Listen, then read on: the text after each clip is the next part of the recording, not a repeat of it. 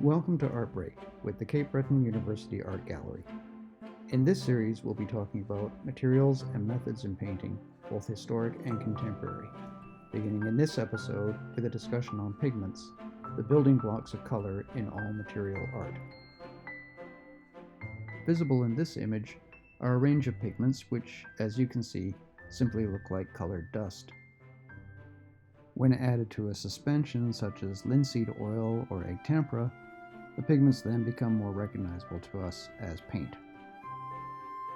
Generally speaking, pigments can be divided into two categories, organic and inorganic.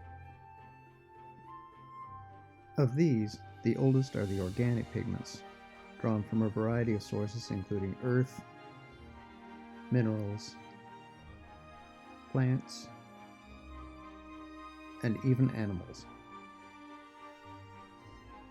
Old methods of painting, such as mosaic work, often incorporate pure organic pigments. Cut pieces of colorful stone are fixed to wall surfaces to create vibrant images. Included also are glazed ceramic tiles, which have been fired in kilns at a high temperature to produce brightly colored tiles known as tesserae. The material value of the colors used in these works are equally important, especially when the mosaic in question is associated with an important site or function, as we see here at the Basilica of Sant'Apollinare in Clas, Ravenna, where the apse mosaic is also embellished with gold. Purity of color is a benchmark also of another method of painting known as pastel, popularized in the 18th and 19th centuries. The origins of pastel can be traced back to prehistoric chalk and earth drawings, though modern pastels adapt the principle of dry color application on a surface with pigment held in a mild binding solution. When mixed with this liquid solution, the pigments can be rolled into sticks which then dry. Drawing with these pastel sticks allows control over the application of color while retaining the largely pure qualities of the raw pigment. When preserved under glass, pastels withstand the test of time remarkably well, as demonstrated in these 18th century works by Rosalba Carriera, one of the premier European portraitists of the period. The pigments in Carriera's works are as vibrant today as they were in the 1700s. Fresco paintings of the early Italian Renaissance showcase the brilliant properties of pigments with varying degrees of success. The fresco technique, which requires the painter to apply colors directly onto dry or wet plaster surfaces, is not always ideally suited to the chemical properties of all pigments, some of which may react negatively to the alkaline action of the lime plaster, resulting in fading or even flaking. The intense blue featured prominently in Giotto's paintings from the early 14th century Scrovegni Chapel in Padua demonstrates this, for instance, having suffered extensively over time.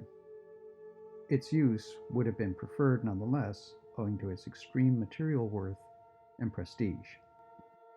The blue pigment is lapis lazuli, sourced from a precious stone mined in the Middle East. Its value in Giotto's day was as great as gold, and its extensive use would have been seen as an outward symbol glorifying the divine subjects represented in the work, as well as the patron Enrico Scrovegni. Lapis is still used today owing to its particularly rich color properties, though its cost still makes it one of the less accessible pigments for most painting applications. Among the more unusual organic pigments of the past is mummy, a color favored by some 19th century painters, such as the English Pre-Raphaelites. Its use eventually fell out of favor as its source became more widely known. As the name indicates, the pigment was derived from Egyptian mummified remains, both human and feline. By the 1920s, mummy had been removed from the market. Today, some manufacturers produce an approximation of the original color using alternative pigments. One of the oldest pigments to be used in painting even today is ochre. A dense yellow pigment sourced from clay deposits, ochre can be found in cave paintings dating back to prehistory. Its permanence and warmth in tone has made it popular through the ages.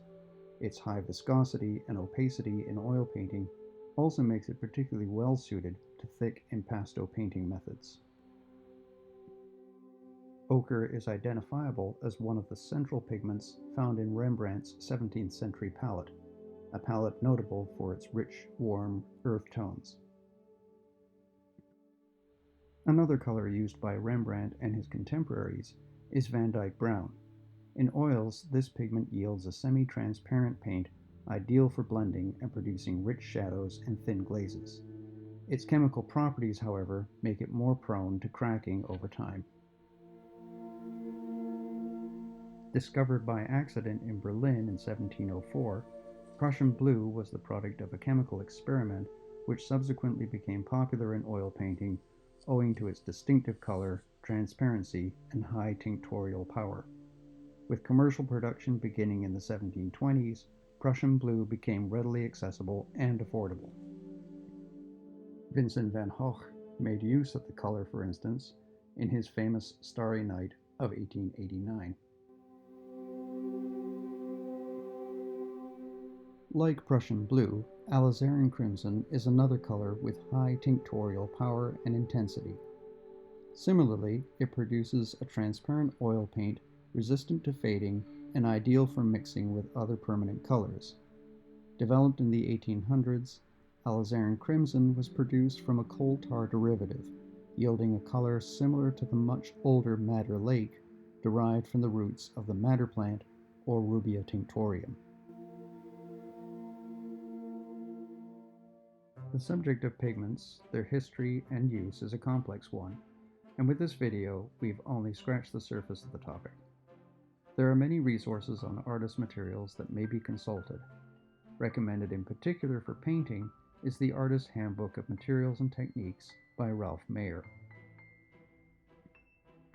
In the coming episodes, we'll be looking more closely at painting materials and methods, exploring techniques such as oil painting, watercolor, pastel, and acrylic, as well as color selection, palettes, glazes, and more. We hope you've enjoyed this episode and will join us again next time on Art Break with the CBU Art Gallery.